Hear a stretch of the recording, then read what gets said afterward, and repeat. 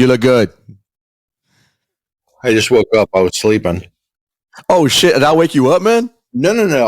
I got up to have dinner. I just I finished all this stuff around here today, and then I was like kind of just dozed off for a little while, and then we got up and I had dinner, and then I talked to you right when I was finishing my dinner, so I was a little disheveled.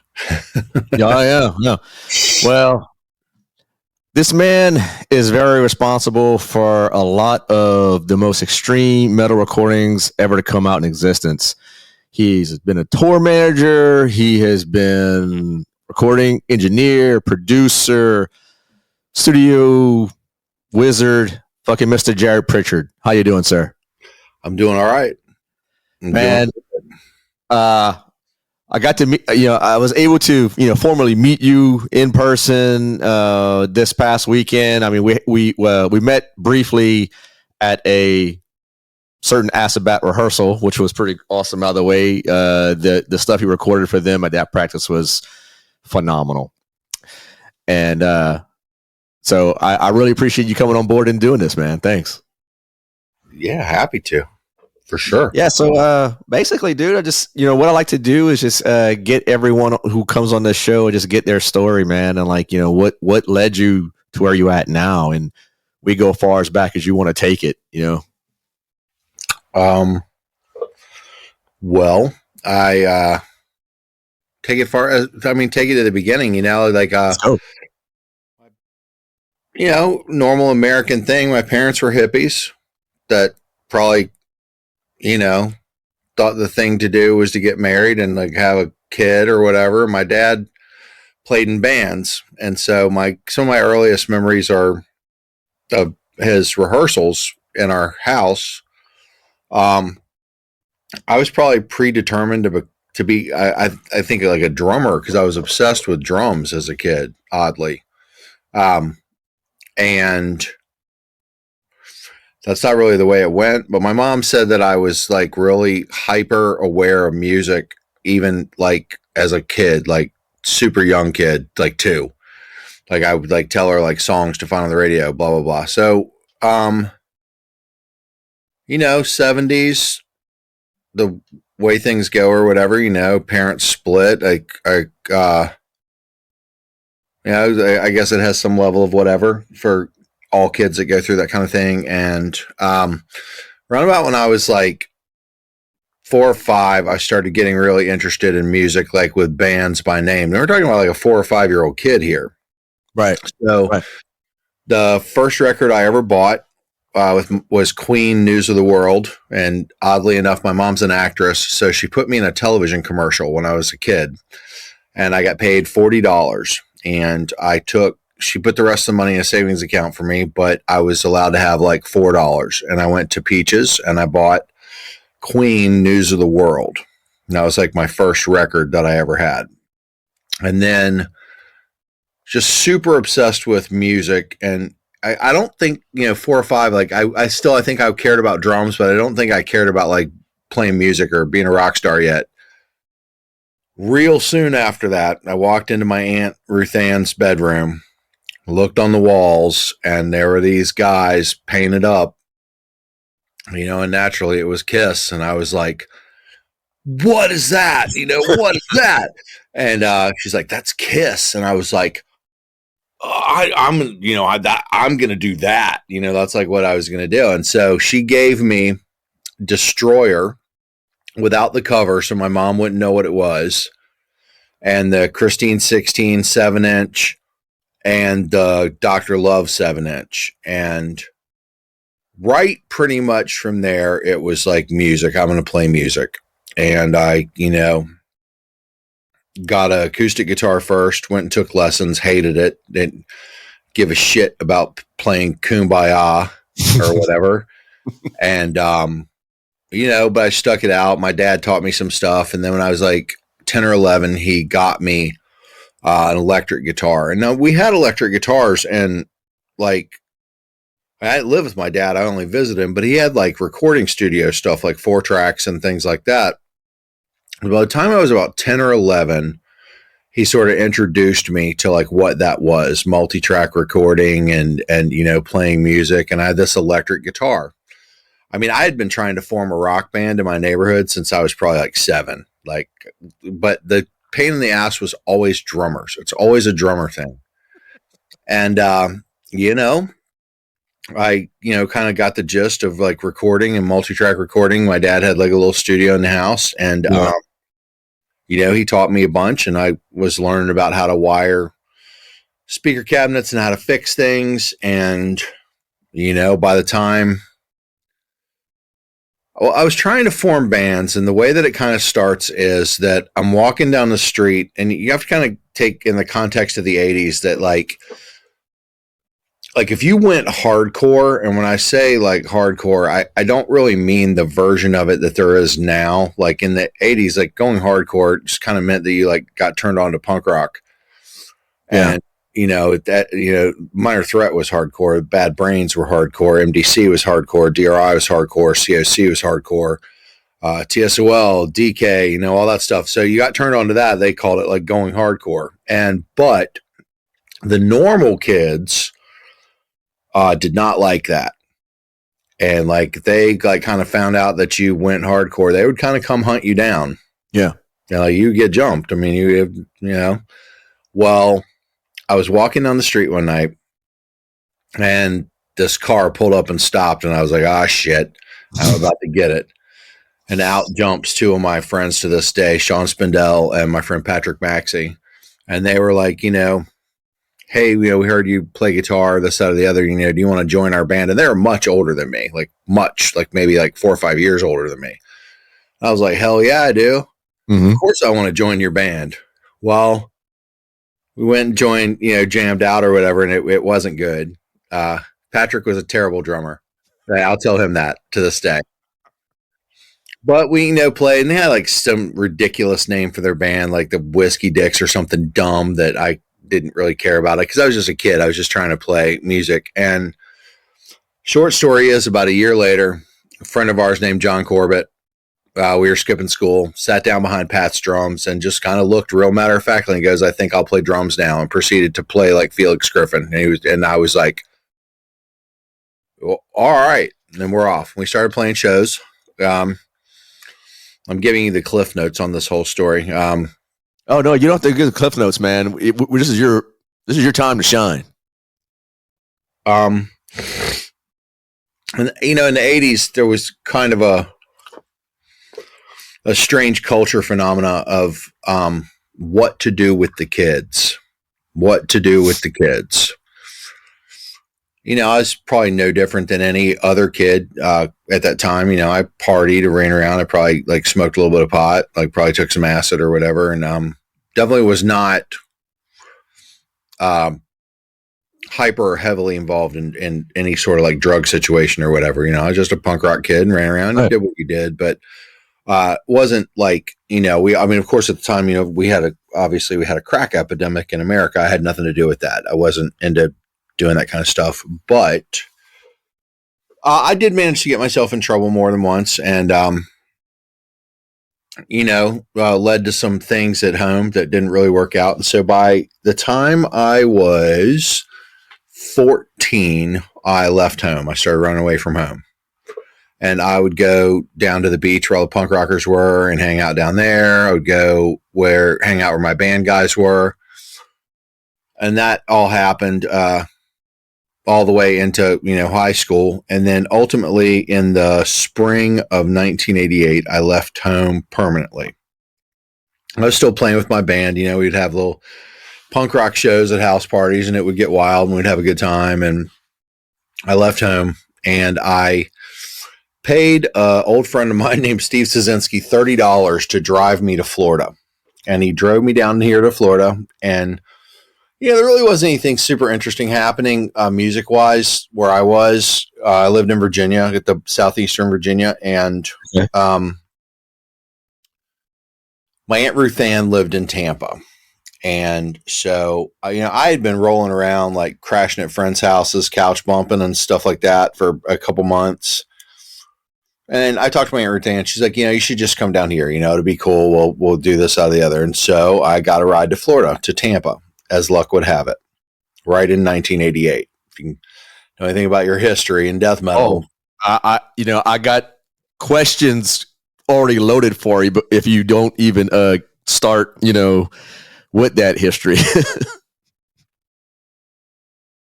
So, long story short, and this is kind of special for you, Mo, because I've never actually talked about this publicly, but I'm going to do it today. That's what I'm talking about. I live down there. I lived down there with my Aunt Ruth Ann, and basically, she had her soon-to-be husband, John, and they found out they were going to have a kid and everything, and they were going to move up to New Smyrna Beach. And I really wanted to stay in Tampa. Like, I had already seen some shows. Now, the first show I went to was a punk rock show in Florida that was a real eye-opener for me. Punk rock was punk rock in Virginia, and we had all different, factions of people, but Florida was a completely different story. Mm-hmm. I think I was too young, too stupid to be scared or intimidated, but it was wild and brutal. By, the fall of 88, one of my first exposures to Florida metal, it was Halloween, and it was Nocturnus Executioner, which, as you know, became Obituary. Right. And another band called Fatal Blessing. And that was a show, just a regular show at a kind of rundown club called Sunset Club. And it was really intense. So I liked Tampa. I had a girlfriend, this, that, and the other, and I had friends that I went to high school with at that point, and I was like, I like this place. I'm going to stay here. Well, it's not exactly what happened. So what happens is I got sick. I don't think there's anything wrong with me, but I got sick in December, at the end of December, and I was like, I need to go to the doctor and get it checked out. So my girlfriend and her mom at the time took me to the hospital to just have a checkup to see if I was all right, because it was a stomach flu or something thrown up or whatever. And you gotta understand, this is the 80s, and I'm full on fucking punk rocker, fucking gauntlets and fucking the hand and then fucking makeup and punk rock. Do you have any pictures of that? I need that for content purposes only. No, there are not. Actually, I would give them to you. There really aren't. It's strange. Okay. I didn't really get a lot of pictures taken back then. Strangers have pictures that would, when I had my mohawk or whatever, that would ask to take my picture in public. Uh-huh. And did, but I don't have those. They're just strangers. So anyway, long story short, I got into an argument with a social worker at the hospital that was accusing me of all manner of things that weren't true. And I basically called her a really not nice word that starts with a C and told her to fuck herself. And then, long story short, they called my mom. They told my mom a bunch of bullshit back in Virginia. Mom's freaked out because it's the 80s, and they were really good at scaring parents into things. So they sent me back to the waiting room, and all of a sudden I'm sitting in the waiting room, and I'm telling my girlfriend and her mom, we got to get out of here. This isn't good. Mm-hmm. Next thing you know, 2 cops walk in, grab me up, put me in a car, and take me to kiddie jail, the detention home. Juvie. I had been through this before, and I know that running away from home is not a crime. That's not a crime. So when they got me to the jail and started to do the intake or whatever, I basically told the 2 officers there, you can't put me in here. I haven't committed a crime. Runaway is not a crime. And if you do, I'm going to sue your ass. You have to put me in a group home. That's a shelter. That you have to do it. So they did. Moved me to a place, and this is over a course of only a few days. I actually spent my 16th birthday in front of a judge who said, basically, you're real smart. You know how the law works. Well, now I'm court ordering you to this group home or whatever. And if you run, now you're going to jail. So anyway, I was there. I got picked up by my mom, drove down to Florida with her friend, came and got me, made a pit stop in New Smyrna, picked up a co-worker and buddy of my uncle, who was a wrestler. We got in the car and proceeded to drive to Virginia. Only we passed the turn to go to southeastern Virginia, which is 58. If you're a touring person, you go 95, you turn on 58 to go out to the coast of southeastern Virginia. Mm-hmm. Didn't happen, kept going. Blah, blah, blah. Where are we going? Oh, here, blah, blah, blah, blah. Next thing you know, I'm in Springfield, Virginia on Backlick Road, and I'm sitting in front of the dreaded yellow brick building known as Straight Incorporated. And I tried to run, and the baby locks were on the car, and buddy of my uncle's put his hand on my shoulders like, don't run, I don't want to do this. I don't want to be here. Yeah. I walk in, and there I am in what, this is legend to kids at the time. You go to Straight Incorporated, it's a fucking brainwashing camp. You're done, man. Like, you're not coming back. Right. Well, there I was in there. The details of what they do in there, it's really like, imagine 1984. You sit in a room for 12 hours a day in a chair, standing up very straight, and there's someone at a podium screaming and yelling at you all day long, and there's American flag on the wall, 12 steps on the wall, this, that, and the other. And it's brutal. It's mentally brutal. But I was very, I would say that I'm pretty quick about assessing situations. So I spent the time reciting song lyrics in my head, telephone numbers, anything I could so that nothing could penetrate. So I didn't see it. Took 9 days, and on January 14th, 1989, from Silver Springs, Maryland, I escaped in the snow. I ran out the side door of a house, what's called a host home, where you stayed, myself and two other people who I don't know. I didn't know them. I basically talked them into running with me. Mm-hmm. I went out the side door with one shoe on, one shoe in my hand, a windbreaker, like polyester pants, and went out the side door and ran for like a mile in the, it's snowing. This is January in Maryland. This isn't a joke. Yeah.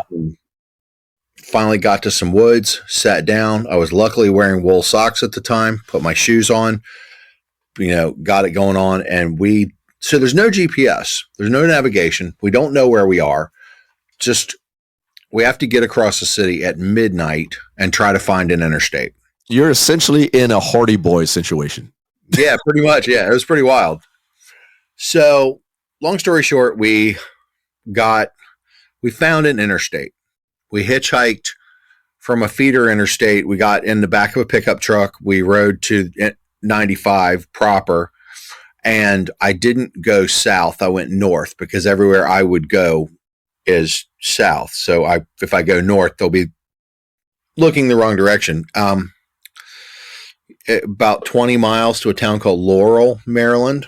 I still to this day, I'm not sure how we didn't freeze to death, because people have frozen to death, like just sleeping in their cars up there. Yeah. Pretty brutal. But I had some friends in Florida. My good friend Max Sisk, who plays in a band called Push Button Press. It's kind of like Sisters of Mercy or something. His family were always like real friendly towards me and good to me. And long story short, they sent me a bus ticket from Maryland to go to Florida. So you're 16. You're still 16 right here? Yep. Yeah. This is January 14th. My birthday's January 4th. So 10 days after my 16th birthday. Gotcha. And we moved down to Florida. I did. I took the bus back to Florida. I got a job. Max's family helped me a lot. They had an electrical company. They gave me a job and let me kind of crash out and hide out in their warehouse for a while. And a little bit down the road from there, I met the members of what would become Eulogy. And we started the band, all moved in together in this house. And then it was Mr. Toad's wild ride for the next 6 years or whatever have you, playing in Eulogy. And then when things changed, the death metal scene kind of changed. I decided that I was going to be an engineer full time. And I pursued that in the beginning in Tampa, like working just for different companies or whatever. But then I relocated back to Virginia, and my dad and I had kind of upgraded the studio in his house to a little bit more workable situation. I started trying to make records up in the 2 bedrooms of the house. Damn. And, teaching myself how to do it, reading everything I could read. And I was also doing live sound for a job, like in clubs and this, that, and the other. I did that for quite a bit. And, expanding from there. Then 2000s, my kids were born.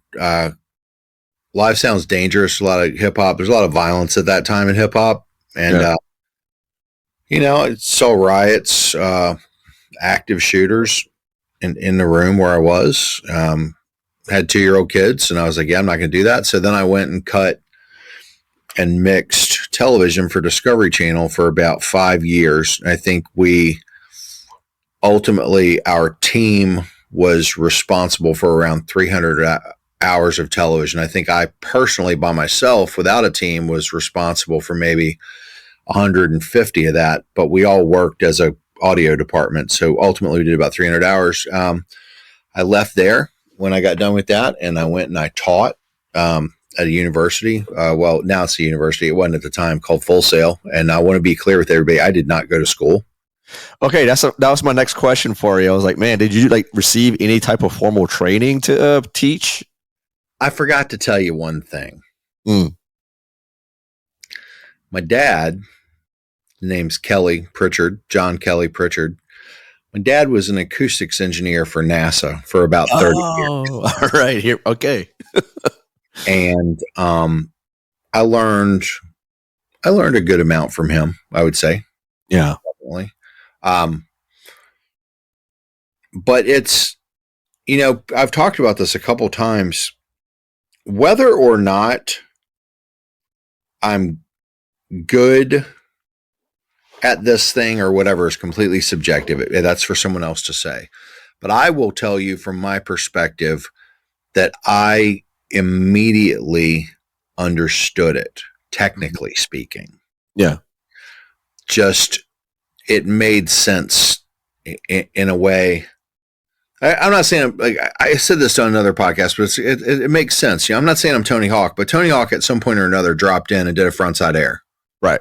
I was like, I understand this. Yeah.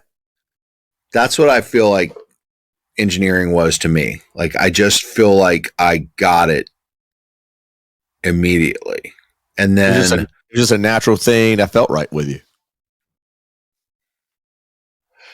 The other thing is too, is I was very extremely passionate about it. Like I love rock and roll. Like I love music.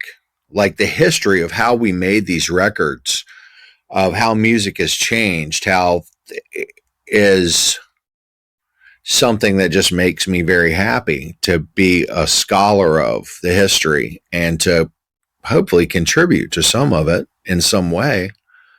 But so no, I did not have any formal training whatsoever. And as a matter of fact, it was really funny that I got asked to come and teach at this school, this audio school. But I went and I taught. It went really well. I did it for like 4.5 years. I really enjoyed teaching, and I think I was successful at it because I didn't. You can go and take a class on some things, and we have professors or whatever that are jerking themselves off with their own dialogue. Intentionally speaking to you in a way that you don't understand, and I don't agree with that. I don't think that's a good way to teach anything.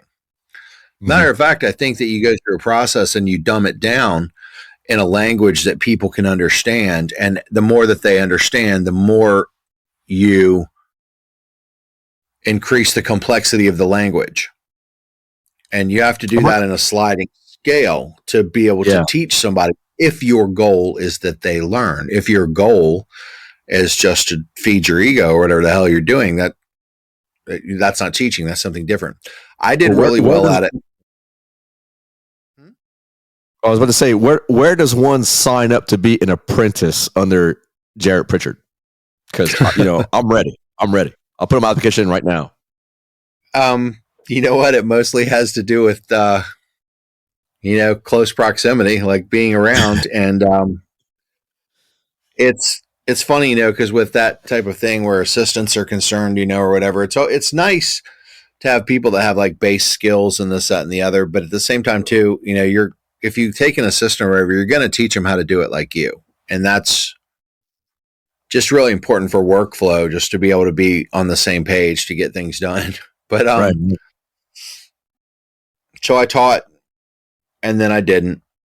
I decided that I was going to go and do other things. And right about at the end of the teaching, I got a call from Tony Laureano, who was playing for 1349 at the time. And he asked me to come out of touring sound retirement and do 1349. And at first I didn't really want anything to do with it.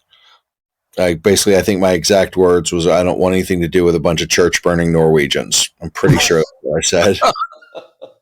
Not because I give a shit about churches. I just was a dad. I was a family man. I've got 2 kids, and mayhem is not on my list of things to do. And I wasn't really, interestingly enough, you might not know this, I was kind of done playing in Eulogy by the time black metal sort of rose for real. Yeah. I didn't really think a whole lot about it one way or the other. And in the early days, I kind of took offense being a Floridian, because there was like an outright type of hatred towards us in Tampa. And there are many stages of progression in metal. Yeah. I sat here today with a very important person in metal.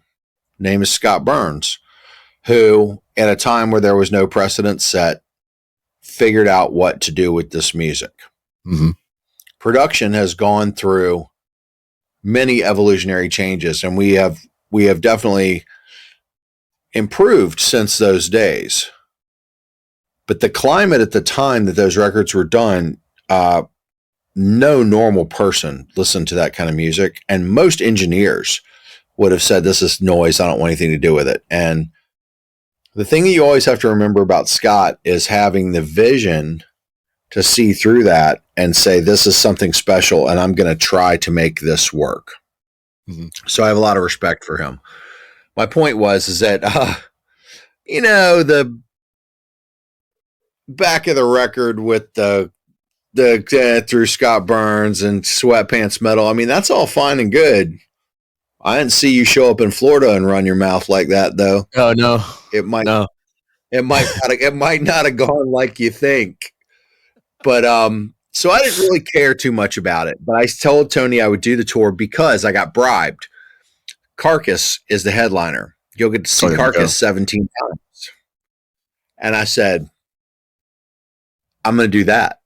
I'm going to go see Carcass. So, and anyway, I met my good friends, my family, my absolute brothers, 1349 at that point, after I was getting ready to not teach anymore. And I went out and toured with them. And what I found them to be was extremely intelligent, extremely articulate.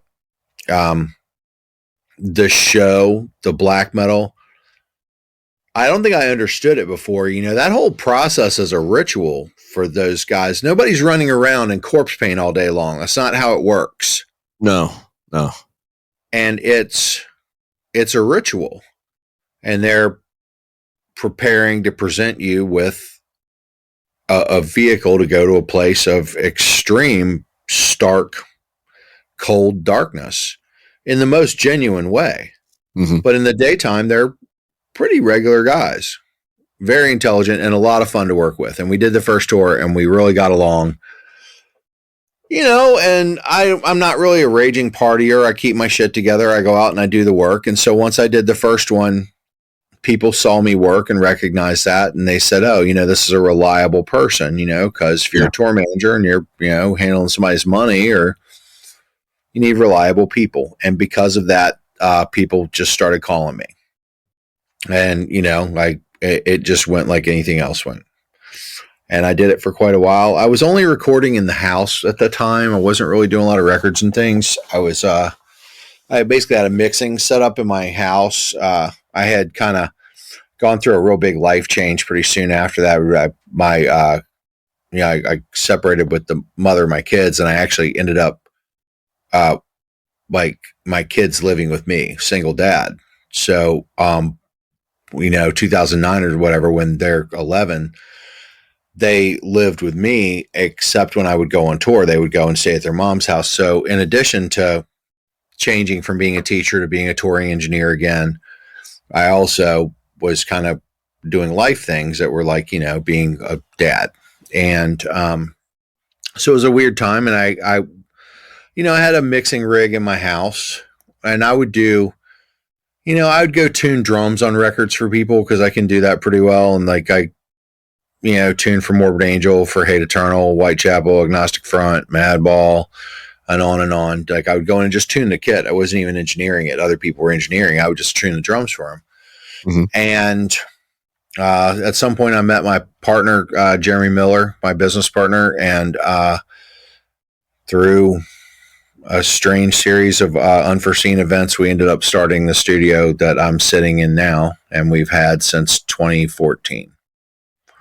And there you go. And there's a lot of little nuances in there, but you're going to have to dig them out of me because I'm tired of telling story now. But I'm happy. Well, we just want to go back to the tuning drums for various bands in Florida. Was Pete Sandoval one of the drummers that you worked with while he was in Morbid Angel, or that was after? No, but I knew Pete really well. The drums I tuned were for Eric when he was doing the I record. Okay. I can't remember what it's called, but Tim Young was the drummer on it. And no, but we were friends with Morbid Angel since like 88 or 89. I mean, the first Eulogy Club show was at the Sunset Club on September 1st it was Morbid Angel, Amon, and Eulogy. And it was the Altars of Madness CD release party. Nice. September 1st, 1989. So we knew them always. Like we always knew those guys. And matter of fact, I even like lived at Pete's house with Pete and his girlfriend for, I think, like a month or two for a while, and a lot of association. But like, yeah, we knew all those dudes pretty well, especially Pete back then. And I mean, dude, the last rehearsal before they recorded Blessed Are the Sick, I was sitting on the floor in the rehearsal space watching them play the album through. Like I heard Day of Suffering before it was recorded. Wow. Like, so if you think about the blast in Day of Suffering, I was sitting right there when Pete went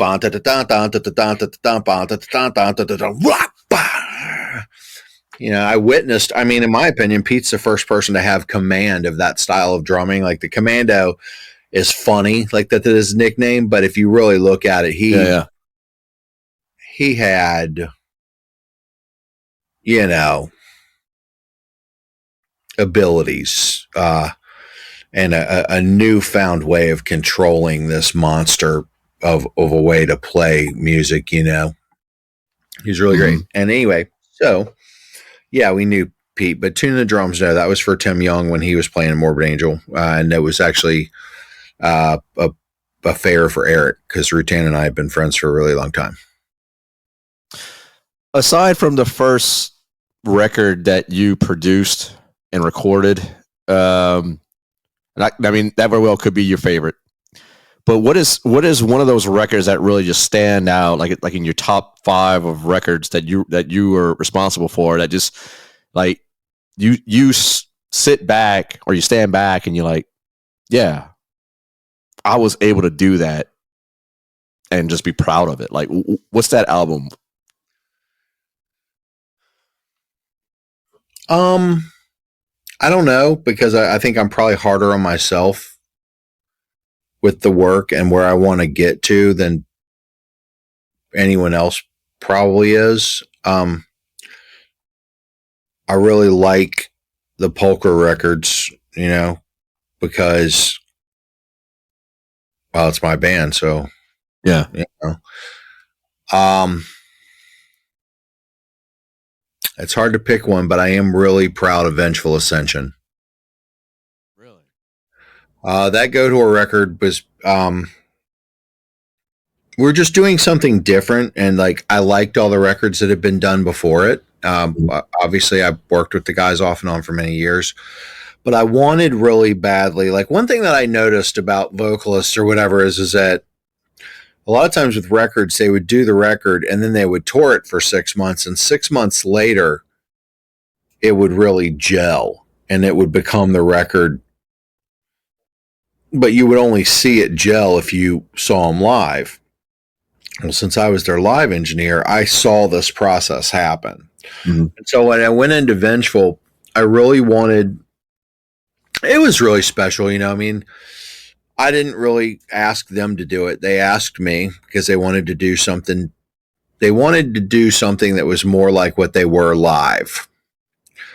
And I kind of had that thing, and they asked me where I wanted to do the record, and I really wanted to work at Earth Analog in Tolono. Matt Talbot owns it, who's the singer guitar player for the band Hum. I knew the way the drum room sounded because of other records I liked that were done there. It was a live-in studio. It was far away from the city. It was far away from anything. So if you know musicians, all of them that like to party or whatever, the further away from anything you can get them, the better the record's going to go. Absolutely. And Ben and I are real close, Goatwhore, and I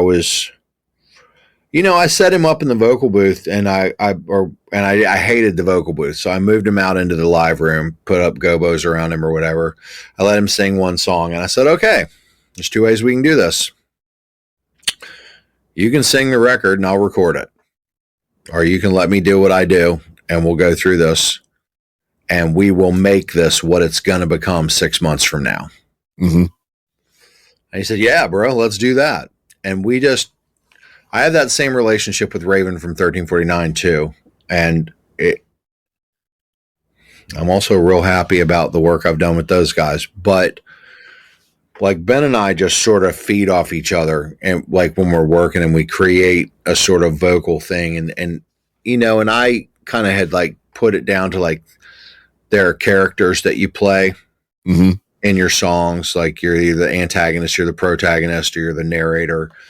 And if you kind of watch the way that Ben performs, that's very true. Like the higher pitch stuff, I think is probably the protagonist, and the lower stuff more is the antagonist. And then the in between stuff, the spoken stuff, and like he'll do it live too. The finger will come up. Yes. That's when he's the narrator. He's telling the story. So I dove in and I latched onto those things with it, and we just had a really good experience. And then I wanted to be the producer on that record. I didn't necessarily want to be the engineer, but I was the engineer when it came to tracking, because I knew I could get, good things out of them. And I got to hire a mix engineer, and I got to hire my old friend, Chris Common, who did a lot of the records for Sargent House. And he, has worked with a lot of different people, and he was running the studio at Omar from the Mars Volta's house. Oh, wow. And so I essentially hired him to mix the record. And then I flew down there to sit behind him for the first couple days just to make sure we were on the same page. And I really liked what he had done, what he was doing. And at the end of the day, I really liked that record. I think he did a really great job on it. I think the Goatwhore guys did a really great job on it. I think I did a good job on it. And we recorded it to tape. A lot of people don't know that, but that album's done on 2-inch tape. Damn. And Sammy says, I'm never doing that again. It takes too damn long. Because he hated rewind. Like we would do a take of something, and he hated rewind. And... yeah. I guess everybody knows that cares that our really, really good friend and just giant of a human being, James Harvey, passed on, good journey to him, but he played the bass on that. James is a really, really good friend of mine, and it was really great to work with him. So just in general, Vengeful is one of maybe like 3 or 4 that really stand out, but I really like that record. I really liked the collaborative effort between me and the band, and then me and Chris, where I was able to produce it like sort of as an overwatch to the entire process, and be allowed to pull in different people that I thought would contribute to it really well. And so that's probably one of my favorites for sure. Yeah, it the sound on that thing, the production, you could tell. I mean, it's so good. It's one of my favorite albums as well out of their catalog. And I just going back a little bit, where y'all recorded it in I guess it was outside of Chicago. It's about 2 hours south of Chicago. Yeah, and whenever it was when I first read about the recording, I don't know if it was in maybe online or something like that, I forget. But me being the music nerd that I am, I'm a huge fan of Hum, and Hum to me, it was probably like my favorite, like the heaviest pop music that ever hit the mainstream radio. Absolutely. Whenever Stars came out, you prefer an Astronaut and all that, dude. I love that shit. It was the heaviest riffage that like one could hear, and dude, that follow-up album, Downward is Heavenward, like amazing. Dude, everything just that does Afternoon with Axel, whatever. Yeah. It's fantastic. Band should be way bigger, but that's fine. Absolutely. But that's fine because now it's only for people smart enough to listen to it. Exactly. Like I still blast Coming Home, man. Like, yeah, dude. It's so fucking heavy for like just a straight up rock record. I mean, to come out this, this day and age, I mean, it was just fucking amazing. And like putting Goatwhore in the same studio that came from that band it's just bananas to me. It's just the drum room there is it. So there's a band from Kansas City called Shiner. They're more of like an alt, like rock band kind of. Mathy, remind me of Rush at times. I loved the drum sound on Starless and The Egg, like their 2 albums. And there's like this thing called The Simple Truth, where the middle of it's got this long thing and it's like got this like 30-second snare roll their drummer Jason Gherkin plays in this room. And it was just like when I heard the production on that their bass player Paul did, and I heard that drum sound, I was like, one of these days I'm going to make a record in that room. Mm-hmm. And so that's why. And to be honest with you, not only the Goatwhore was done there, but the Pulchra record, Ex Rosa, the second album, I did the drums there as well. Actually, because I just really like. And the funny thing is, I mean, funny story about that, I didn't know it was right next to a fucking set of train tracks. And I got there, arrived a day early to start the Goatwhore record. I was like, dude, I looked out the window. And I mean, a train went by. Yeah.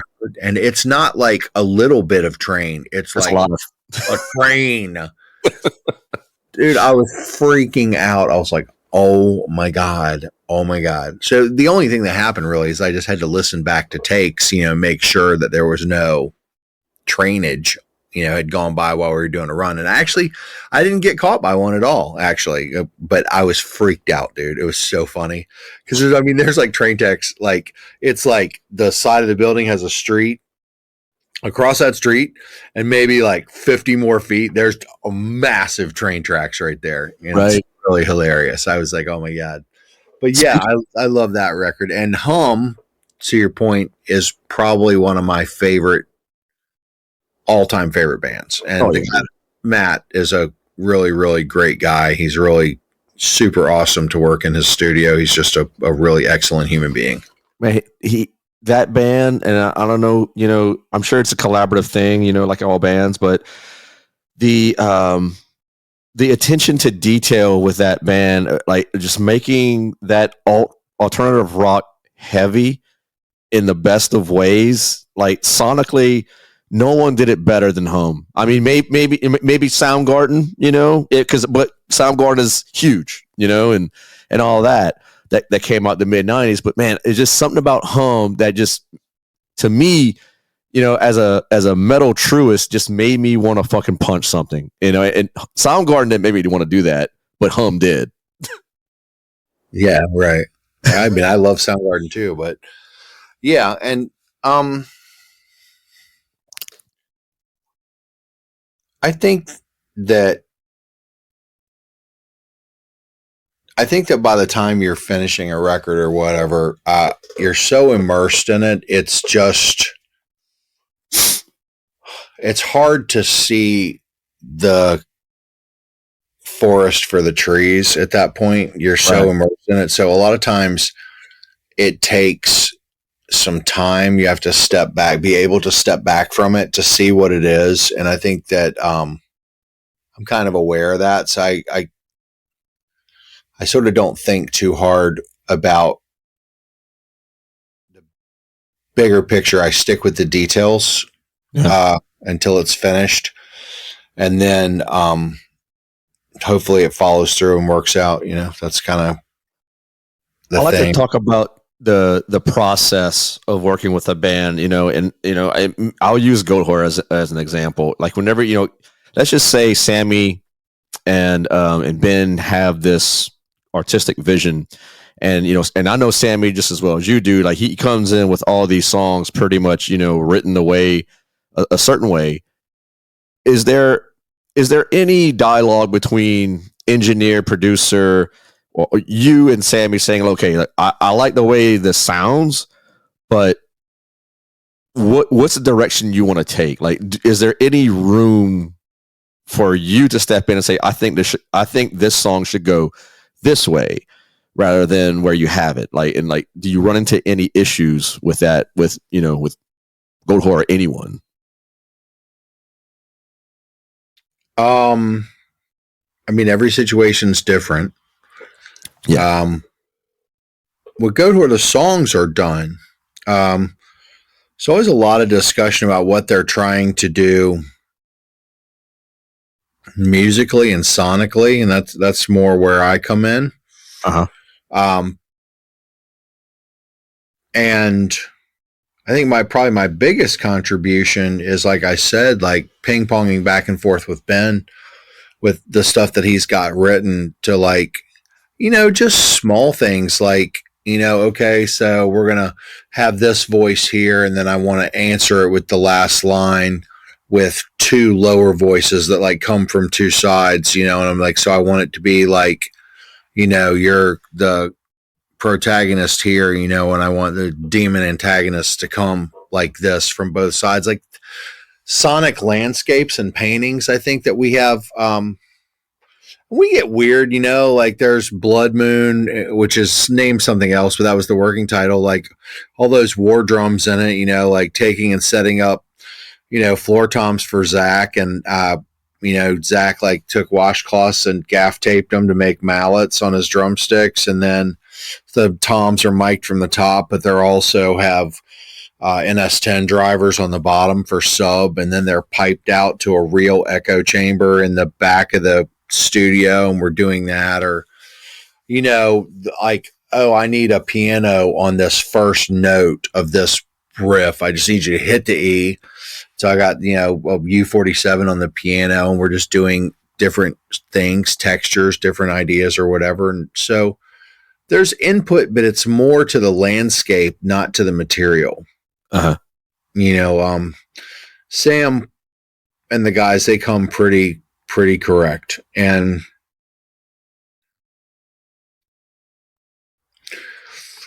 discussions about visions for albums and this, that, and the other, like, to be totally honest with you, unless you're going to let me go to your rehearsal space with you and take the shit apart and rewrite it. Yeah. It kind of is what you bring, Yeah.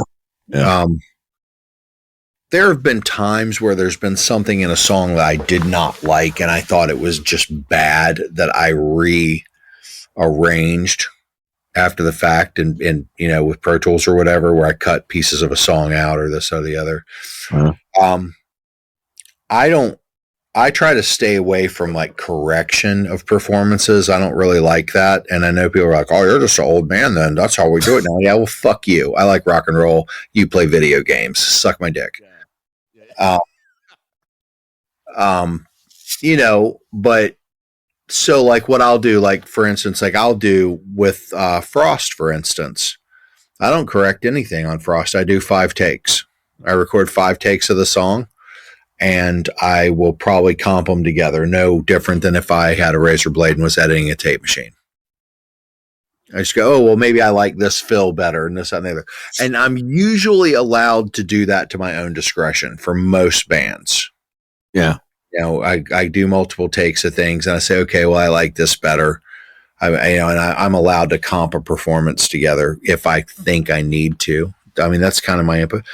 But a lot of times input for me has a lot to do with how well you can play. Like if you're in my studio and you're just sucking and your playing is so shitty and you didn't prepare and I've got to turn out a record and I've already been paid for half of it, so I can't send you home like I'd like to because you suck. Yeah. And I have to like cut, your riffs together because your playing is so sloppy. I'm just hanging on for dear life trying to get a take. I don't have a lot of input. And then there are times when people want to do ridiculous things, it's like, oh, change, well, we're going to change the snare. No, I'm going to leave the snare head from 1960 on my snare drum because it's broken in. All right, well, you're the one that hired me. You paid me. And you don't want to hear what I got to say. That's fine. We're going to do it your way, but it's on you, man. Yeah. So my ability to be creative or bring things to the table has a lot to do with how well prepared you are in the studio. I mean, I very famously to a band one time has had somebody playing really badly. And I'd looked right in the face in the control room and I was like, like play little festivals, get on stage, look down on those kids like you're something, like you mean something. Sign your little fucking autographs. Do you deserve it? Do you? Because it doesn't seem to me like you care. Because if you cared, you would have practiced. Now you just sit here and you play like shit and you go out there and you pretend like you're something above them. You might want to reevaluate your station in life, son. Yeah, no shit. Hey, you come in my studio not prepared. Like I don't get any pleasure in being a dick, but I will definitely tell you. I mean, I've walked in on, to find a musician that maybe is taking longer to get their parts done in the studio than they should. Maybe taking 5 hours to do a song or something. And I've walked into the lounge and see them partying and like yelled, I don't want to fucking see you without your instrument around your motherfucking neck again. If you're going to be here, you're going to prove to me that you deserve to be here. Is that my station? Is anyone paying me to do that? No. Could it get me fired? Yeah. But I'll push you to do it. Yeah. You want, because, like you said, the record, the final product, not only on the band, but it's also on you, and why should you have to, suffer for the band's unwillingness to fucking stay professional. I'm far less willing to correct your shitty playing than I was 8 years ago. Like, I mix through a desk. I kind of like to treat this like as close to the old ways as possible because look, man, how many bomb blast tech bands have put out records in the last 10 years? How many? Countless. Yeah. It's a sea that I can't even begin to swim in. I just occasionally I hear something. I'm like, oh, that's special. But mostly I can't even swim in that ocean. Yeah. We're still listening to Led Zeppelin. That we are. Yeah. Those records were made a certain way. We're still listening to Soundgarden. Yep. We're still, by the gauge of classic rock, like if you take the end of the 70s and you say that by 79, the Doors were classic rock, right? Right. 10 years. Okay. Well, now Soundgarden, what did it end? 95, 96? Anyway, I don't know when it ended, but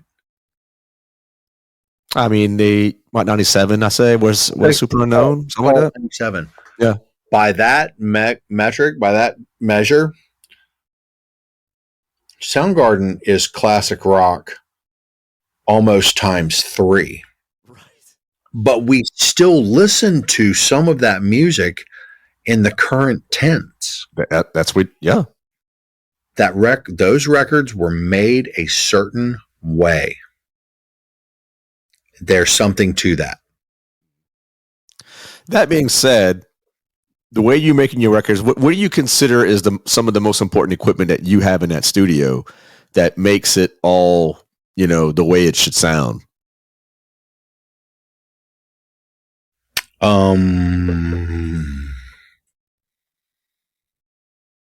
Put it to you like this: like if there was like aside from your board, like what is something that you just hey, look, told your business partner, we need this. This is what's gonna make or break us. I do that a lot to him. I'm currently in negotiations to buy a really good clone of 1178 compressors. I think that probably my master bus is pretty important. I have a Better Maker mastering compressor, and I have a NSEQ4 Millennia, and I have a SSL Fusion. I have various flavors of the mastering compressor. Like I use this on the SSL mode. I have 3 different flavors of it. I have the 500 series G comp, and then I have an Allen Smart C1 G comp, and then I have the Better Maker, which does an SSL comp on it. I think my 2-bus probably, like I said, the Better Maker into the Millennia, into the Fusion. The Fusion doesn't always get turned on. Mm-hmm. The Millennia, I kind of use the Millennia like the way you'll see people use Pultex on the bus. Like you just have like a boost at like 100 and a boost at like 10K, like a couple dB, like shelves, just to, I don't know, widen the presence. You'll see some guys like Andrew Sheps or whatever have Pultex and stuff on their master bus. I'm just doing it with this Millennia EQ that I happen to like quite a bit. Couldn't live without. It's not a piece of electronics. It's a genuine, true love of the process, and it is an emotional understanding of music. And if I can't connect to your music on some emotional level and understand where you're coming from, then I won't do your record. Because the gear's whatever. I can make a good sounding record in the box in Pro Tools. I can do it in Logic. You can do it in PreSonus Pro 1. You can do it without all this shit. I like this shit. I think it sounds way better. I like my console the most. It's like the one thing you said I couldn't say, but I like my console the most. That's fair. But I,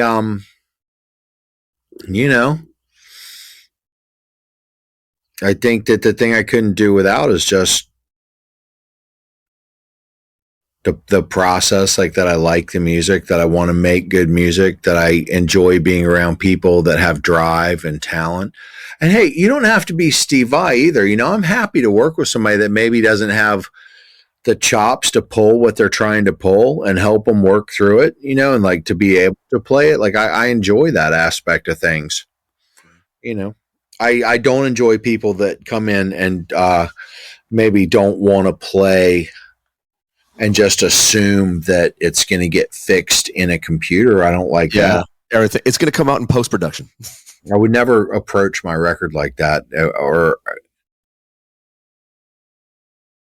all this music, we're talking about like hum, we're talking about like heavy music, extreme music. This is extremely emotional music still to this day. And we're not talking about the sea of, melodyne country pop that you hear in the airport and you can't tell one artist from another. That's not what we're talking about here. We're talking about music that was supposedly supposed to be, you know, an outlet for the disaffected. And that's an emotional thing. And coming at it clinically, like figuring that everyone's going to fix it and make you look like something you're not. I mean, that goes back to a word from my childhood. That kind of makes you a poser. Oh, absolutely. And I mean, if you're okay with that, with fronting and pretending, I mean, okay. Yeah. I'm an engineer. I'm not going to call you out. I mean, you pay me to edit Pro Tools. I'm Pro Tools instructor, certified monster guru with an avid DigiDesign since 1998. I'll cut that shit up and make you look like Eddie Van Halen. Yeah, That's what you want. If that's what you want. I like to hear your since you've been doing this for so long, Jarrett, what's your take on all the different plugins and like mastering buses that they have available to to guys like myself who record music at home, you know, and like, what's your take on that? Like, are you for it or are you against it? What do you mean? What am I for or against? What, the software or doing it yourself? Yeah, the software. Yeah. There's a lot of good stuff out there. I mean, I am a big fan of UAD. So Universal Audio. I've been using it for years through my association with Raven and 1349. We got early on when it was first coming out, we had an opportunity to try out pretty much everything they made, and I just feel like it sounds really, really good. Some of the like plugin alliance stuff I really like. I mean, there's a lot of good stuff out there. There really is. I mean, it's just a matter of like knowing how to use it. But, you know, one of the last times I went on social media or was on social media, I made a post about how the equipment really makes a difference. And what that came from was that I had played a bass line at home through my Focusrite Scarlett. And then I had come to the studio, same exact channel on Pro Tools, same plugins. I plugged in the bass to this Neve preamp behind me, played the exact same bass, exact same line, and the difference was striking. Striking. I'm sure it was. I've got better digital clock over here. Whether, you know, I have several different clocks that I work off in my room. I have the Antelope clock. I have my Metric Halo clock. And I also have the Crane Song clock, depending on what or why I make whatever decision. So first of all, my clock is better. Second of all, my converters are better. And, you know, I posted online. I was like, yeah, you know, the gear really matters. And, you know, people that I knew, people that I was like kind of friends with were like, it doesn't matter. You can write a good record at home. Yeah, fuck you. I didn't say you can't write a good record at home. I said the gear matters.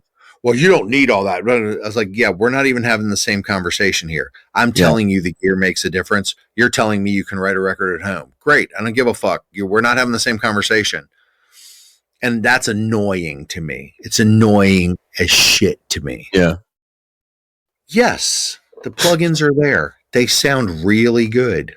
In the right hands, they can be really hard to compete with. But, you know, I master a lot of records. In Wavelab, I've got certain things, certain plugins, this, that, or the other. The highest level available stuff, you know, got Weiss and you know, all the UAD and the Oxford and the bada, and on and on. Then I have the ability to patch in, you know, mastering compressor, hardware max BCL, you know what I mean? And the hardware typically wins. It just sounds better, but it doesn't mean that you can't do well with the software. And I think it's great that anybody can make a record now. I think it's great that anyone can do their own work if that's what they choose to do. I think you hire an engineer and you go to a studio for experience, because I will tell you when you're out of tune. I will tell you when your guitar needs intonation. I will tune your drums. I will change your drum heads. I have a deep understanding of phase. I can make microphones work together that shouldn't work together. I understand a 9 dB rule between drum shells so that you don't get eaten alive by bleed. I understand why to use a FET compressor as opposed to an optical compressor or a VCA compressor. I understand why the Veramute works on the vocal bus. Doesn't mean that you don't understand it. It doesn't mean that there's not a YouTube video. Wouldn't you rather trust someone else to think about that? Just play. Yeah. Feel something. I agree with that. Everything you said makes total sense. Yeah. But I'm not against it. Because I know I'm you know, it's for me to hear you say that, you know, if you know, you would gladly take somebody into your studio, and if they're not playing like Steve Vai or not, but they're willing, and they're willing to do all the work that you mentioned, you would work with them, and you know, and that's saying a lot about, you know, where your passion is as an engineer and as a producer, to put out, you know, a record that not only the band could be proud of, but you as well. Sure. Well, I mean, I tell you, if you want to know about things that haunt me, I just said this in another interview today, so I'm going to be redundant, but it's important. One of the things that haunts me is that something will come across my desk that's revolutionary, and I will be too focused on the nuance of performance and proficiency to understand the magic therein. And the example I use all the time is, imagine being Pat Burnett at QuadTech, and the Germs walk into your studio. A notorious riot waiting to happen, train wreck of drunken, just abandon. And imagine if he had not been able to see the importance of the art underneath all that mess. We wouldn't have GI. Right. You know, depending on how far back you go in punk rock or whatever, for your listeners, like, look, man, there are a couple important records that changed everything. Obviously, Nevermind the Bullocks, big one. The Roar Sessions from the Bad Brains, big one. The Germs, GI, big one. Everything from the Black Flag, first 4 years, big, big, big stuff as far as changing the way things were doing. And imagine if you're an engineer so hung up on production and perfection that you didn't see the importance of the explosion in front of you. Right. And just have the intelligence to capture it. You know, we had Scott Burns here today, and that's one of my favorite things about Scott Burns. You know, like, you look at when Scott Burns started doing records, whether you like his records or not, he had the vision to understand that death metal was a valid form of art. You know, and the other people in the studio, they didn't necessarily want much to do with it until the money, you know. Scott saw it as a valid form of art and figured out a way to translate it, you know, and made, you know, definitely laid the groundwork for how we would do extreme music all this time later. But the vision to see something important artistically when it comes across your desk, I think I spend a lot of like meditative time trying to keep an open mind about the things that I see, you know? Yeah. So that I don't miss an opportunity. How far back does your relationship with Scott Burns go? Oh, not very far. Eulogy did not work with him only because we just kind of wanted to do like our own thing. We didn't necessarily want to do what was going on in Florida. Yeah. We did do a demo at Morrisound just so we could get played on the radio. And that was done by Tom Morris. And I don't remember why we picked Tom other than Altars of Madness. And it probably was that Scott was booked. Because I think we would have done whatever, you know. I talked to Scott the first time right before I did Twisted Prayers for Gruesome. other than having just meeting him in passing or seeing him at shows back in the day and stuff, you know, because he did live sound too. And he was always a really nice guy. He was always really cool. We had a lot of mutual friends, so we ran into each other here and there. But as far as him and I becoming friends, that probably started on Twisted Prayers, where before we started the record, I called him to ask him some specifics about spiritual healing, like how certain things were done. And we just kind of, we struck up a friendship. He'll come over occasionally to the studio and just hang out with me. And we don't, we mostly talk about philosophy of music and engineering, not really the specifics. Yeah. You know, like not the technical specifics, but just the idea behind it. And he's a really, really, he's a really great dude. He's really fun to hang out with. Like he's super nice. And, you know, just talking about the old days and the way that things were done. And, you know, we just have a good time hanging out. But it's been about, I don't know, like 7 years now, maybe. Okay. You mentioned the late Sean Reinert, man, and I'm just, you know, one of my favorite fucking drummers of all time. I mean, God, I mean, the Human album alone and all his work in Cynic, I mean, it's just fucking, you know, amazing to say it, you know, quite briefly. You mentioned you was a good friend of his. And I'm just really curious, like, what was he like a person? I never had the opportunity to meet him, and I wish I did. Well, I went to work for Cynic in 2010 after Traced in Air came out. I started touring with him as their front of house guy. He was, I mean, talent. It's you can't speak enough to it, but like as a dude, he was funny. Sarcastic, really lighthearted. He didn't get mad. He's more cynical, cynical. Didn't really mean to do that, but he was more cynical towards the things that made him angry as opposed to raging about things. Like if something was irritating to him, he was a little bit more snide towards it than getting actually mad. He's extremely talented. He was not egotistical in any way, shape, or form. Not even a little bit. I think he knew that he could play. I don't think, you know, I don't think anybody that plays or plays at that level, like, doesn't know. But he didn't act like an asshole. I never saw him act like an asshole to anybody. As a matter of fact, I always saw him be nothing but pretty gracious and accommodating and communicative to fans and people like that. He was always cool to me as far as, like, you know, because I mean, I went into that job as a fan of Cynic and Sean, you know, so I was a little bit like, I don't really get starstruck, but I was stoked to be there, you know. And you know, he'd like smoke weed and hang out and have a drink, and he's a funny dude. He's just hilarious. He's a really special player, especially if you ever watched him play.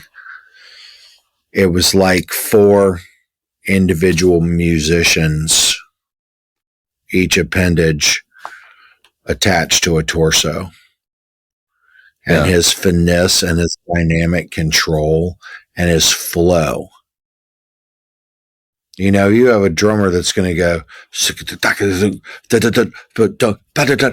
kink, that's all neat, but that's not a flow. That's a series of tasks. Mm-hmm. Sean played drums in what I would call like a free-form train of thought.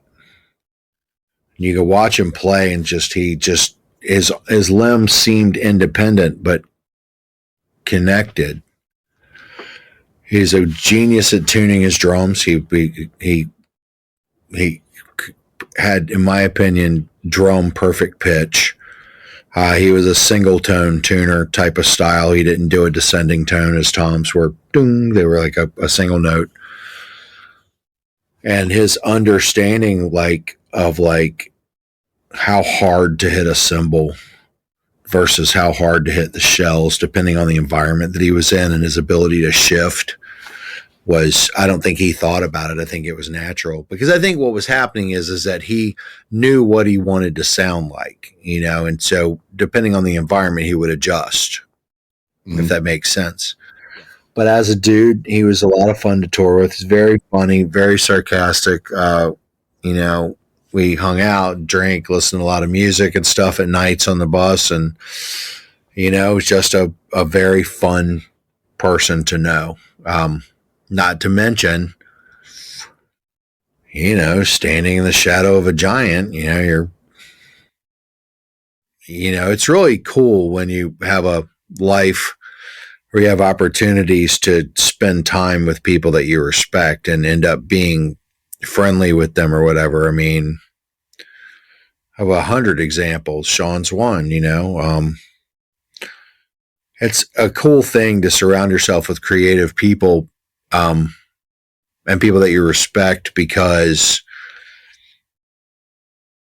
in a way it causes you to level up or to work harder, to be deserving of being in those circles, I guess.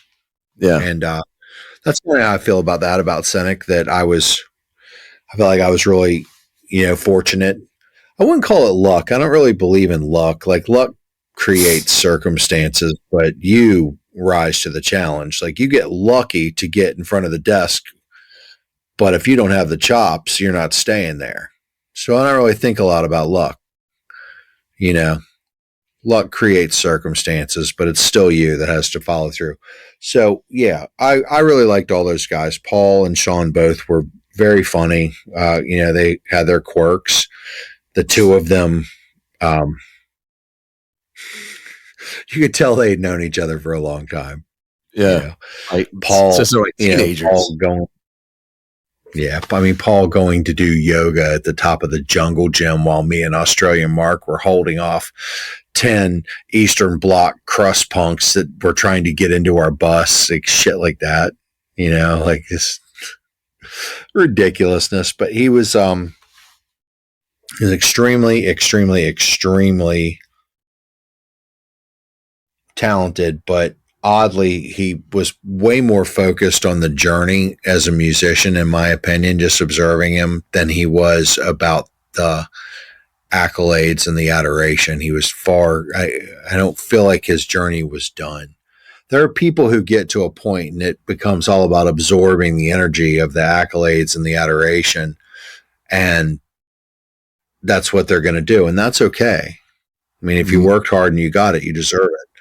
There are other people who that stuff is just a peripheral, because you're on a mission. You're trying to get somewhere. You know what I mean? Right. You haven't reached your destination.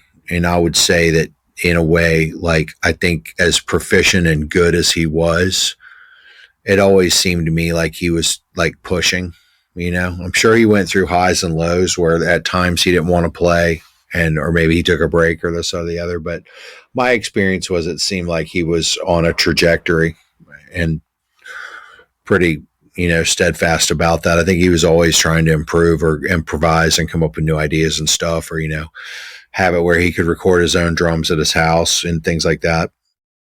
He's a really good dude. Really, really good dude, actually. As far as your own band's concerned, Jarrett, Pulchra, how hard are you on yourself when it comes to recording, your own instrument? Brutal.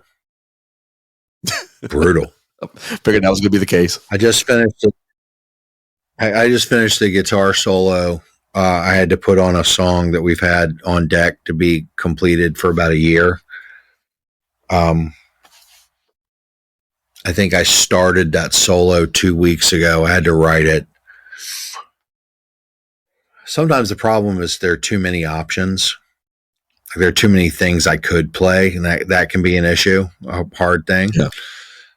I think I got it written for the most part in a week. And then I think I probably spent another 3 or 4 days just in the other room under my loft where I do most of my writing and stuff. I've got like a quad cortex under there and another Pro Tools rig. Strangely, I don't really write in this room, in the control room. Yeah. I think I mentally have a different context in here, like as an engineer, as a producer, as this or the other. So I find that I'm a lot more myself, like still the musician Jarrett when I'm out of this room, as weird as that sounds. But then, so I've practiced until I can bag the solo. And then I just came in here and basically turned on my amplifier and, nailed it. But I nailed it after pushing myself and digging holes in my fingers and putting calluses on my hands for like 2 weeks. Mm-hmm. That has to be right. Rhythmically, rhythm playing in Pulchra, I mean, a lot of the time Jeff played a lot of it. Jeff and I would like trade off though. Like I would usually like engineer and just let Jeff play the rhythms, and then I would play like melodies and stuff over that and play the leads, but all the like chuck, because Jeff's a Xerox machine. I mean, he could double himself really, really well. And I don't have enough ego in that capacity to, it must be me. No. Like I can tell you from experience, one guitarist playing the rhythms on most records is way better. But then there would be things like, so fast picking, probably because of the way I learned how to do it, which probably goes back to like The Accused, like Tom Niemeyer. I almost have to jump start my hand, like to get it going, And that first hit, it's like it bounces into the rhythm. It was probably a deficiency. Now it's become a style. So when those fast pick parts come, the first bit that I play will be emphasized. Like I dig in harder on it subconsciously. And it's just a way of, you can tell that it's me if you hear it. And there are instances where like things like that, like I was better suited to play that. And so Jeff and I, we just didn't really have a lot of ego between the two of us. We just throw the guitar back and forth, like we just didn't really care. And that stuff went pretty well because, you're working with people and you are, you want to do your best in the environment and in the circle. It's like when you're jamming with people, you play your best. I mean, I try to anyway, just so you can help to elevate the room. You can like rise to the room or whatever. So you're putting forth your best foot. But I'm brutal on everybody in where Pulchra's concerned, Mm-hmm. Like, I don't want to repair anything. I mean, not that I have to be, but like with Clay, Clay and I have done songs where he's done, his thing and we come in, we record it and there it is. And there are other times where he's done it and I just am looking for something different and I'll dig for it until I get it. But he's real receptive to that because Clay and I have been writing music together since, 1991 or something like that. We speak a language that I think probably only the two of us speak, But yeah. So how long did Pulchra? Sorry, go ahead. No, go ahead. I'm just thinking out loud. I was just saying for like some of the viewership who don't know too much about you, or who's not aware of your band Pulchra. How long has the band been around? Like, and was it your brainchild or was it like a collective effort? No, not at all. In fact, I was talking about that the other day. Originally, Clay, Jason Barron, and Jeff Breeden started this thing, and they asked me, Clay, I guess had been trying to get different people to play on it, and he called me up and he's like, do you have a bass? And I was like, yes, I have the best bass. I have a Thunderbird bass. And he says, will you play on this, thing I'm going to do? And I said, yeah, sure. Why are you making a demo? Why don't you just make a record? He's like, well, how much would it cost to make a record? And I was like, well, probably a lot more than you want to do for a project. I said, but I mean, if I was playing in it and I was a member of it, I mean, it wouldn't really cost anything, just travel and stuff just to get down here. And so I joined their band. The first record was pretty much written and I just produced it. I brought in Heather, I brought in the cellos, I recut Fire and Storm. I added the, leads on X, even though I was playing the bass. I played all the bass. I did what a producer does, and I had a lot of contribution to it as far as like ideas outside of the songs. Like all that noise under Soul Stench is basically a drumstick on a guitar, like just making, which I got the idea from Daniel Ash from Bauhaus, which is why you should listen to all kinds of different music and not just one genre of music, because you'll get cool ideas. By the way, 100%. Everybody, listen to Jarrett. So no, it was their band. And we made a deal of me producing and playing in the band. Time went on. Jason owns tattoo shops and stuff, and wanted to focus on that more, of like kind of getting his family's business together a little bit more. And I think he just wanted to do music a little closer to home that wasn't as much of like a big, like huge leap of an effort to, have to travel across the country every time you turn around and this, that, and the other. And so he just decided to step down vocal wise, and, amicably, we're still friends and everything. It wasn't any kind of shittiness at all. And that's when I called Adam. And I had known Adam for years. I played a little bit of fill-in for Wolfhammer, and I always liked his vocals, always thought he was good, so we hired him. So it's evolved over time, but no, it definitely was not my brainchild, but I definitely took it on pretty quick. Once I kind of made a deal with them to produce it and try to get it out there in the world, I kind of took it, pretty personally, as to what it was, how good it was, how the work was being done, what the work looked like. And, just started really pushing. I found that it was a lot harder to get that done than I thought it would be. I think I expected a little more reciprocation from people, particularly the business people that I've broken my back for and covered your slack ass over the years. And we didn't really get that. Yeah. We didn't really get a lot of help at all. So I think I exist in a different place with it now, where before I really wanted to jump in the stream. I wanted to tour. I wanted to, play. And I thought that we had as much right as anybody did. Clay and I played in a band called Eulogy from Tampa. I didn't tell you it was great. A bunch of people have been bugging the shit out of me about something I did when I was 17 for 30 years. I never said it was shit. You said that. Yeah. So someone else told me it was important, not me. And, Adam has his lineage with, the Veil of Maya, and then Wolfhammer, and then, Skeleton Witch, and John played in Abigail Williams. So, it seems like a given that the people involved could play. Yeah. And,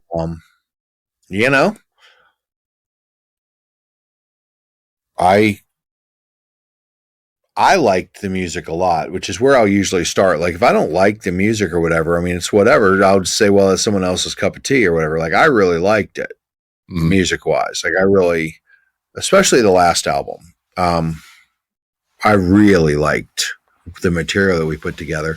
And it was an interesting place because even though I was the producer, like I said, Jeff wrote the basis for most of those songs. Then they get arranged, they get the tempos changed, they get melodies written, leads written, cellos written, acoustic guitars written, all kinds of other shit that definitely comes from me as a producer. But the foundation of it was written by Jeff. So I can look at it objectively as an outsider because I didn't write the songs. So I think I have a better view of being able to determine whether or not I think the material is good or whatever. And now I kind of exist in a different place where I'm just going to play and, enjoy that process and creating things or whatever. And I don't really care what happens exactly, as far as record labels go. It's look, I mean, a bunch of fucking records for these labels for like, shoestring budgets or whatever. I mean, that's okay. Nothing personal, but believe me when I tell you now, don't expect a fucking discount from me. Right. I mean, if it's just, it's business, right? It's just business. Yeah. Cool. Well, it's just business. Yeah. No sweat. No sweat. It's just business. I was kind of, my girlfriend would probably hit me over the head for being this honest about this. It kind of tripped me out that we didn't really get any assistance from the industry with Pulchra. Yeah. Just at the stage I am at life with the producing and the touring and everything like that, I would never have joined a band that I didn't believe in. Yeah. I wouldn't have done it like for fun. If I was going to do something for fun, I would do something real easy. Clay doesn't want to play Eulogy? Killer. Hey, Tony. Hey, Ronnie Palmer. Hey, John Rice. I need you to come play some old music from the early 90s. Oh, what? None of my band are functional? Oh, okay, shit. Check it out. Adam, you can do Eulogy vocals. Wait, Jason Hohenstein, you can do Eulogy vocals, can't you? Shit, Ben, you can sing Eulogy. Fucking Hold up a second. Hey, Jay Fernandez, me and you playing Brutality together? Oh, you were a member of Eulogy. Come on over here for a second. You know. You definitely have the who's who of, in your back pocket. I could take the easy road and I could ride the name and this fascination with 90s Florida death metal, but that's not what I really want to do. So it kind of freaked me out that we didn't get more assistance or more help. And there were even people, that like industry people, these aren't bands, these are people in the business side of things that came to me and were like, oh, yeah, if you introduce me to these people that you're working with right now that I have no access to, I'll put you on this tour.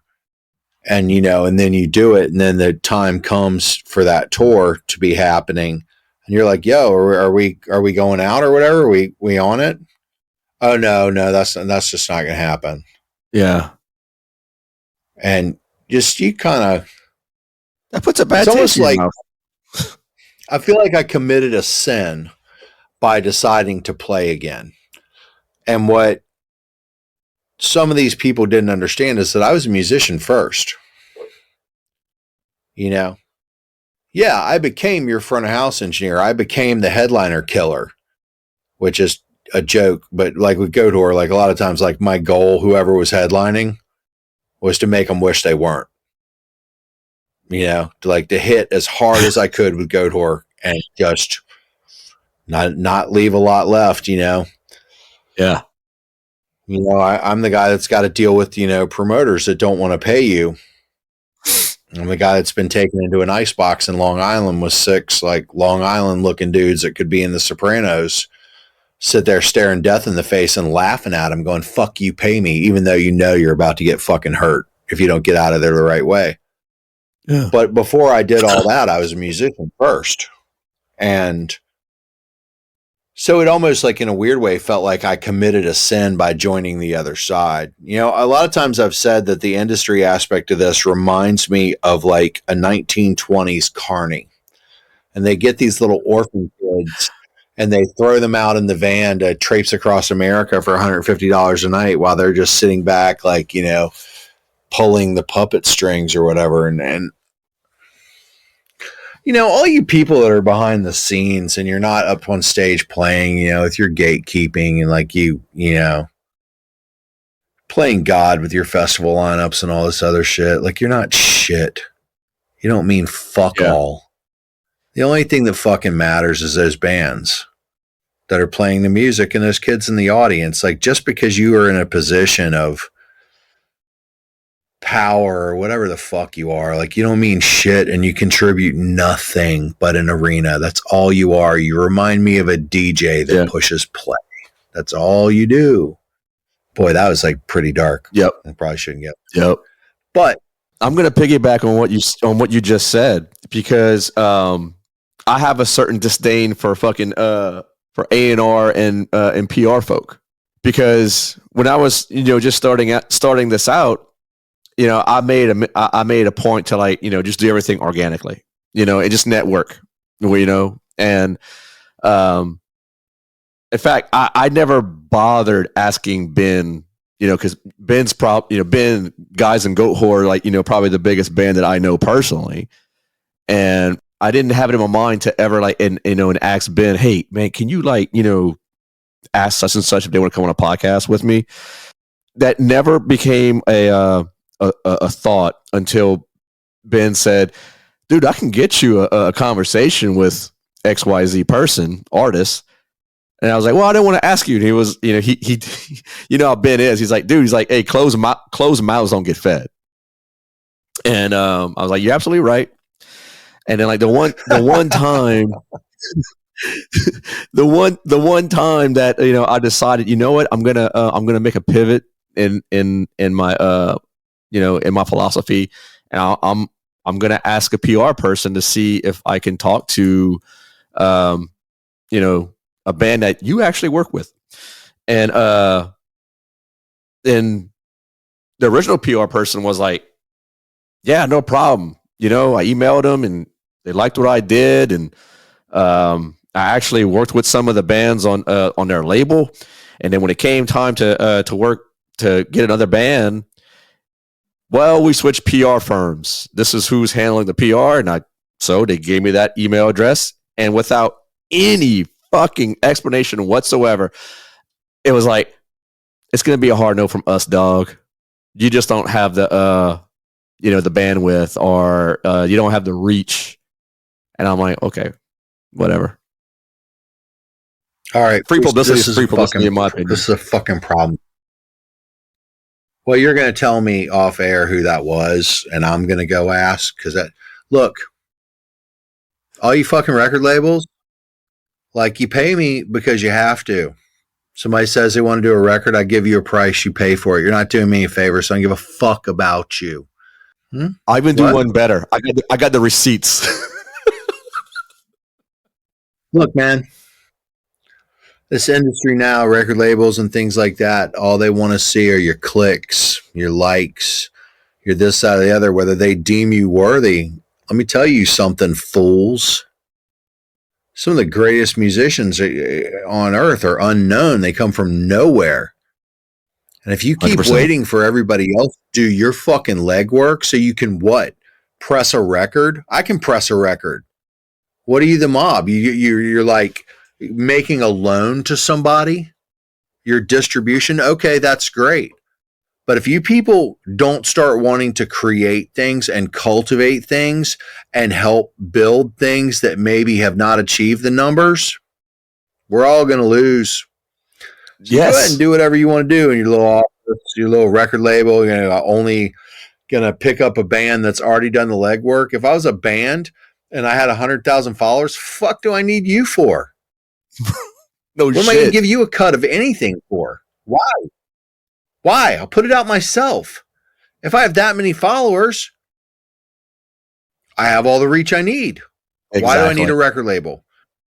Well, you don't give good budgets to make records at, hang on one second. No, go ahead. Yeah. Always business. Look at him. I love it. Or it could be personal. I don't know. Sorry. No, it's not. But, well, again, we're going to take a picture of you.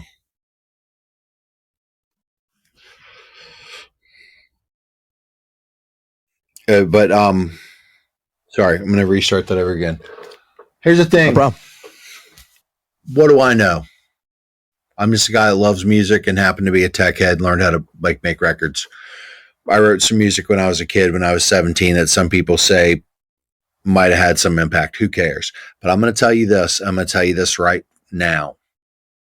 The industry, this whole idea that the bands do the legwork and then you just come and take. Haven't you ever heard the story of the little red hen? What's wrong with you? There's a hen in the barn. She finds some grain. She says, I'm going to make some bread. Hey, you guys in the barn, you want to help me dig the soil? No way, I'm not doing that. Okay. Plants of shit. Summertime going around. Hey, you guys want to help me water it? Nope. Water's the shit. Fall comes, time for the harvest. Reap and sow. Cut down the wheat. You guys want to help me take this to town? No. All right. Takes it to town, gets the mill, makes the flour, comes home, makes the bread. Now there's the bread. Everybody comes like, oh, I want some bread. Fuck you. You know me do nothing to get here. They got to start wanting to develop things. Like, stop trying to get in front of what you think is cool. Mm-hmm. Trends. I mean, I've watched metal go through so many trends in the last 15 years since I've been touring or whatever. I mean, we've seen the black metal, we've seen the black and thrash, we've seen the Neurosis Children, we've seen so many different things, and it just changes. Stop trying to get out in front of cool. Cultivate, create something great. Instead of hoping that someone already did the legwork with 100,000 followers of the next, Morbid Angel or whatever, find somebody that's good and develop something good. 100%, dude. I mean, it's my soapbox. I don't, it's like the thing with like all the drum sampling stuff. A while back, you asked me about the plugins and all that stuff. I think you should make a record by whatever means necessary. I think you should do it however you can do it. And I think if you can do it at your house and you can do it, that's great. I think you'll find that there are advantages to hiring an engineer and going to a studio that you may not have considered, but that may have acquired certain skills and certain awareness over a long time that can really, really, really help you. But I will tell you this, and this goes for everybody. If everybody has the same drum samples, and we don't record drum kits, we just put drum samples over stuff that people played. Right. We have the same amp simulators. We have the same cabinet IRs. And because it's easier, maybe because you just didn't care enough to cultivate the skills to be able to create those sounds yourself, what's going to happen when everybody has the same sounds? It's all going to sound the fucking same, and it's all overdone. Exactly. Yeah. The market will be completely saturated with the same shit. So I would like to see people more interested in creating things. And I would like record labels to stop judging what they're going to get behind based on how many clicks. I mean, how do you know where the clicks came from? Right. Did you pay for enough boosts? Were enough, bots clicked so that it looks like you have more numbers? It can't be this way. People that love and care about music need to go out and find music that is worthy to get behind and push. And I know it's a risk. I know bands are volatile. They're like marriages. There's, you're talking about 5 people being married together. The longevity and probability is questionable. If you want to live in a world where you're cultivating art and cultivating things that are real and this, that, or the other, just do it differently. Yeah. Do it differently. Go get behind things that have substance. Don't get behind things because they sound like this other thing that somebody said was cool. I mean, we went to that festival last weekend, me and you, I felt like I was in 1982. There's like this big upswing of people, seems like younger generation jamming on things that were going on, when I was 9, 7, 8, 9 same years here. old. And that's cool because I like all that music too. I really like Black Sabbath and Dio and Judas Priest from that era. Like I really like. Same. Why is the new generation having to look backwards to find their voice? Maybe because what is the now voice isn't being cultivated because maybe they're too fucking busy writing good songs and practicing to be playing on the internet, getting likes. Ponder that for a second. Well, I sound like an old man. Listen to me, bitch.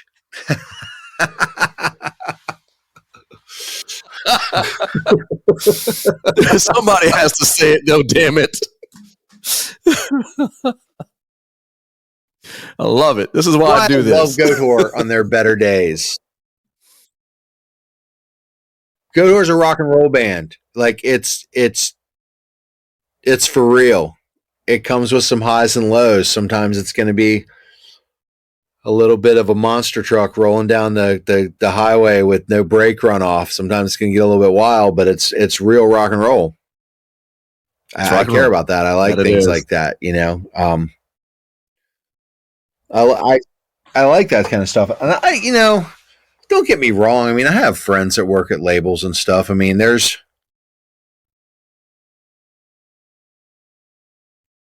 I have friends in PR companies. I have friends that are booking agents. So I don't like hate the industry like that. I just, over the years, I've seen some things, and I'd like to see some different things, I guess. Yeah. Yeah, it's all very valid, man. Every point that you made is just, you know, I think it's just I've where spent we're at enough time. Yeah. But man, Jarrett, this was fucking fun, man. We gotta do it again. We gotta devote another 2 hours for your soapbox alone. Well, sorry, I don't know why I go in on that tangent, but sometimes it just needs to be said. I mean, I'm not really I'm not one to mince words. Like if I think something, I'll typically say it. And dude, that's one of the things probably one of my favorite things I appreciate about you. But before I let you go, what I like to do on every episode, man, I need to get your favorite 6 albums, something that you just can't live without. Or I mean, or if you want to do, if it's too hard for you to choose, your favorite 6 albums that you ever produced.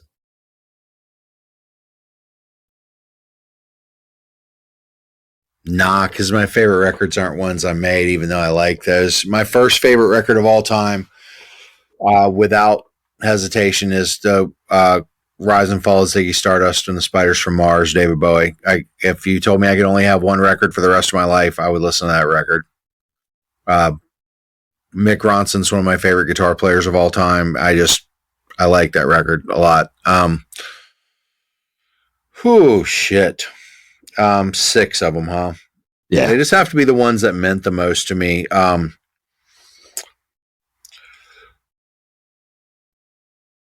Definitely Everything Went Black by Black Flag was a real big life-changing experience for sure. Altars of Madness by Morbid Angel was a huge one for me. Big life-changing type of thing. I'm just going to have to say like the Led Zeppelin catalog, because I've always been a really big Led Zeppelin fan. I couldn't really pick a record. That's fair. But they did release like a box set of it all, so I can just like cheat and say the box set. Many people do. Oddly enough, Dirt from Alice in Chains was a big record for me. I kind of had believed that rock was dead. I kind of felt like hair metal had ruined everything, and I was happy to see grunge come in. But that record wasn't quite as alternative-y, grungy, post-punk to me. It was a lot more rock and metal, but still with some different ideas. So that record had a big bearing on me. And I mean, if you ask me the same question tomorrow, the answer is going to change, by the way. So, yeah. And then finally, quite possibly Mob Rules, Black Sabbath. I was jamming that today, in fact. Unpopular. I'm a huge fan of Mob Rules. I mean, I don't really know. I mean, I'm a huge fan of the Dio era of Black Sabbath in general, Heaven and Hell and Mob Rules, and then like later on the stuff they did later, Dehumanizer, I think it was. Right. Fantastic stuff. Really, really great stuff. Shit, yeah. It's so funny, you know, because as I'm sitting here thinking about this, I just want to say also that, you know, I can't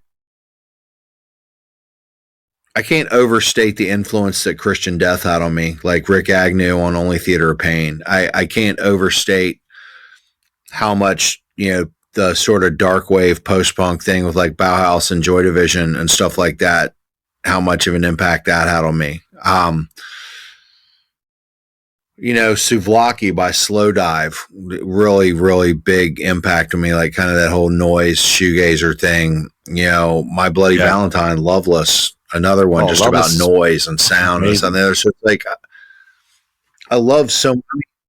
I mean, I was also Dr. John's fucking front of house engineer and monitor engineer. So everything that guy played, like New Orleans jazz in general, I wouldn't even know where to begin and stop with all the stuff that I like.